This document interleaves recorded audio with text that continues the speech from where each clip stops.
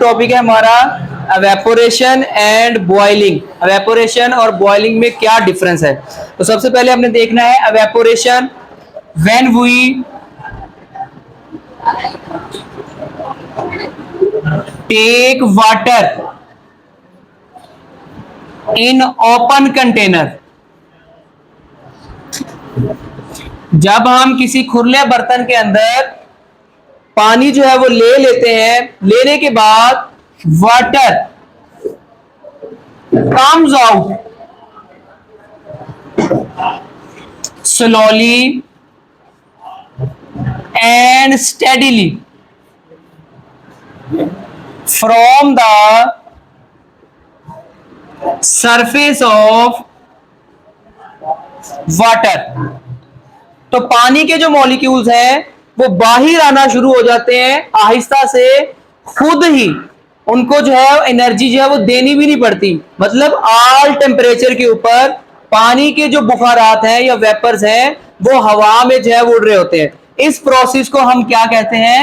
Evaporation कहते हैं, जो खुद ही ऑटोमेटिकली हो।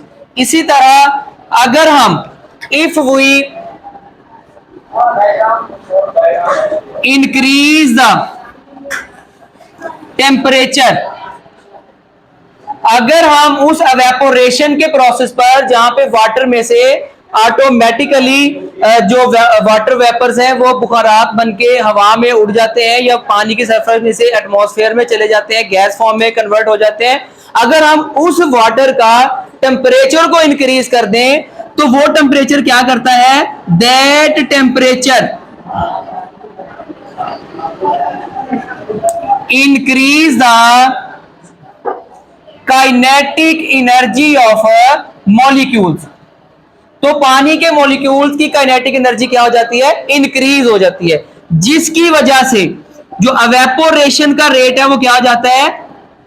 एवेपोरेशन रेट क्या हो जाएगा? हाई हो जाएगा। जब एवेपोरेशन का रेट हाई होगा तो वहां पे एक स्टेज आएगी। वो कौन सी स्टेज आएगी? जब टेम्परेचर रिमेन कांस्टेंट, जब टेम्परेचर जो है वो कांस्टेंट हो जाए and heat energy use into convert into water या फिर वेपर्स। जब पूरे लिक्विड का जितनी उसके अंदर कैपेसिटी थी उसने टेम्परेचर को अपने अंदर एब्जॉर्ब किया। एब्जॉर्ब करने के बाद एक स्टेज आ गई कि मजीद उस वाटर का जो टेम्परेचर है वो इंक्रीज नहीं होगा। जब वाटर का टेम्परेचर इंक्रीज नहीं होगा फिर वो टेम्परेचर कहां पे जाएगा? फिर वो टेम्परेचर तमाम का तमाम इस्तेमाल होने लग जाएगा वाटर को वेपर्स में कन्वर्ट करने के लिए। उस कंडीशन को हम क्या कहते हैं? बॉइलिंग पॉइंट कहते हैं। अक्सर आपने देखा होगा जैसे ही कोई चीजें उबलना शुरू होती हैं तो उसमें से ज्यादा भाप निकलना शुरू हो जाती है, पानी के अंदर जो है वो बबल्स पैदा होने शुरू हो जाते हैं। अब वो बबल्स क्यों पैदा हो? पूरे वाटर के अंदर। एवेपोरेशन तो सिर्फ सरफेस के ऊपर होती है ना, सिर्फ ऊपर वाले मॉलिक्यूल्स एटमॉस्फेयर के अंदर चले जाते हैं गैस फॉर्म में। लेकिन जब बॉइलिंग पॉइंट होता है किसी चीज का, चीजें बॉयल करने लग जाती हैं तो तब होल लिक्विड के अंदर वाटर जो वेपर्स हैं वो बबल्स बन बन के जो है एटमॉस्फेयर में दाखिल हो रहे होते हैं। ये भी फेज चेंज ही होता है, लिक्विड से गैस फेज के अंदर चेंज होना। एवेपोरेशन और बॉइलिंग क्लियर हो गया। नेक्स्ट अब हमारे पास है इनमें डिफरेंस हमने देखना है। एवेपोरेशन और बॉइलिंग में डिफरेंस क्या होगा?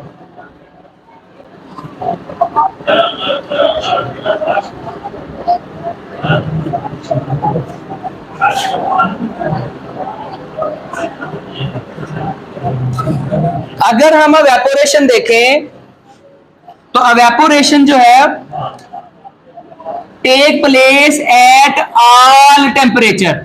एवेपोरेशन कौन से टेम्परेचर के ऊपर होती है? ऑल टेम्परेचर के ऊपर, किसी भी टेम्परेचर के ऊपर हो सकती है। लाजमी नहीं है कि हम वाटर को हीट करें या टेम्परेचर दें फिर ये एवेपोरेशन का प्रोसेस होगा। और ये एक सरफेस फिनोमिना है, सरफेस फिनोमिना। सरफेस फिनोमिना का मतलब होता है कि जितनी ज्यादा सरफेस या एरिया, सरफेस एरिया ज्यादा होगा उतनी ज्यादा एवेपोरेशन होगी, और इसी वजह से वाटर लेवल जो होगा कंटेनर का जिसके अंदर पानी मौजूद होगा वो वाटर लेवल कम होना शुरू हो जाएगा। इसी तरह अगर हम एवेपोरेशन को देखें तो एवेपोरेशन जो है कॉज कूलिंग, एवेपोरेशन किसका बायस बनता है? कूलिंग का बायस बनता है। लेकिन अगर हम इसके बरक्स बॉइलिंग को देखें तो बॉइलिंग क्या चीज है? बॉइलिंग है फेज चेंज। फेज चेंज कौन सा है? लिक्विड का गैस में चेंज होना। अब लिक्विड का गैस में चेंज होना कौन से टेम्परेचर के ऊपर? At specific temperature, at specific temperature. जबकि एवेपोरेशन कौन से टेम्परेचर के ऊपर होती है? ऑल टेम्परेचर के ऊपर, किसी भी टेम्परेचर के ऊपर हो सकती है। जबकि बॉइलिंग जो है वो एक खास टेम्परेचर के ऊपर होगी, जैसा कि वाटर का बॉइलिंग पॉइंट कितना है? 100 डिग्री सेल्सियस। अगर हम टेम्परेचर 100 डिग्री सेल्सियस करेंगे तो ही वाटर बॉयल करना शुरू होगा, जबकि एवेपोरेशन जो है वो तमाम टेम्परेचर के ऊपर हो रही होती है। और वेपर्स कम्स आउट, पानी के जो बुखारात हैं वो बाहर आते हैं in the form of bubbles. किसकी फॉर्म में? बबल्स की फॉर्म में। मतलब बुलबुले बन बन के पानी जब या कोई लिक्विड जो है वो बुखारात बने, उसे हम कहते हैं कि वो क्या करने लग गया है? बॉयल करने लग गया है। जबकि अगर हम बॉइलिंग देखें तो बॉइलिंग जो है ये एक कूलिंग प्रोसेस नहीं है। एवेपोरेशन जब होती है, फॉर एग्जांपल जब हमें पसीना आता है, वो पसीना जब हमारी बॉडी से एवेपोरेट होता है तो हमें ठंडक महसूस होती है ना, तो इसीलिए एवेपोरेशन जो है ये एक कूलिंग की वजह बनता है, ठंडक की वजह बनता है। जबकि बॉइलिंग जो है it does not cause of cooling, ये कूलिंग की वजह नहीं बनते। उसके बाद एवेपोरेशन को अगर हम देखें, एवेपोरेशन जो है वो इंक्रीज होती है with the increase in temperature. Evaporation जो है उनको टेम्परेचर की जरूरत नहीं होती, लेकिन जब हम टेम्परेचर को इंक्रीज कर देंगे तो एवेपोरेशन का जो प्रोसेस है वो भी क्या होना शुरू हो जाएगा? इंक्रीज होना शुरू हो जाएगा। जबकि जो बॉइलिंग है वो क्या होती है? At specific temperature, at specific temperature, ये एक खास दर्जा हरारत के ऊपर ही होगी। At a definite external pressure, external pressure. अब एक्सटर्नल प्रेशर का बॉइलिंग के ऊपर जो है वो गहरा असर होता है, क्योंकि चीजें तब बॉयल होना शुरू होती हैं जब पानी के अंदर वाला प्रेशर और एटमॉस्फेरिक प्रेशर एक दूसरे के इक्वल हो जाएं। तो जब बाहर वाला प्रेशर जो है वो ज्यादा होगा तो हमें ज्यादा टेम्परेचर देना पड़ेगा चीजों को बॉयल करने के लिए। और इसी तरह अगर जो एवेपोरेशन है इसका एक्सटर्नल प्रेशर के साथ कोई भी ताल्लुक नहीं होता।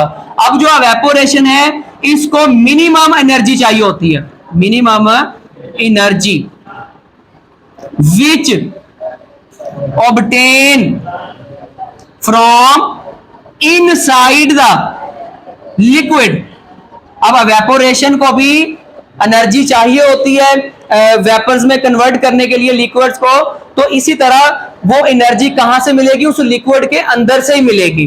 ठीक है, लिक्विड के और लिक्विड कहां से एनर्जी लेगा? अपने एटमॉस्फेयर से या सराउंडिंग से ले सकता है। तो जितनी एनर्जी उसको चाहिए होती है वो अपने लिक्विड के अंदर से ही लेगा। जबकि अगर हमने किसी चीज को बॉयल करना है, इट रिक्वायर मोर एनर्जी, इनको ज्यादा एनर्जी चाहिए होती है, which comes from external source, external source. हमें क्या करना पड़ता है? आग जलानी पड़ती है चीजों को बॉयल करने के लिए। तो इसीलिए जो एवेपोरेशन है उनको कम एनर्जी चाहिए होती है, जबकि जो बॉइलिंग है उनको ज्यादा एनर्जी चाहिए होती है। इसलिए एवेपोरेशन के लिए थोड़ी एनर्जी लिक्विड्स के अपने अंदर से ही वो हासिल कर लेते हैं बुखारात में कन्वर्ट होने के लिए या वेपर्स में कन्वर्ट होने के लिए। जबकि बॉइलिंग के लिए जो ज्यादा एनर्जी चाहिए होती है वो हमें एक्सटर्नल देनी पड़ती है और हमें लिक्विड्स के नीचे जो है वो आग जलाना पड़ती है या हमें हीट देनी पड़ती है। उसके बाद नेक्स्ट हमने देखना है, ये बुक दो मुझे, दो क्वेश्चन है।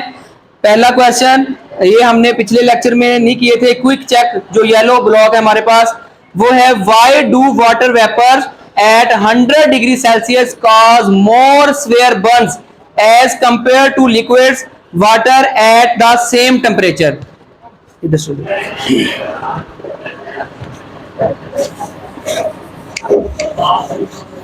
क्विक चेक में हमारे पास पहला शॉर्ट क्वेश्चन है कि 100 डिग्री सेल्सियस पर वाटर वेपर्स भी पाए जाते हैं और वाटर जो है वो लिक्विड हालत में भी पाया जाता है।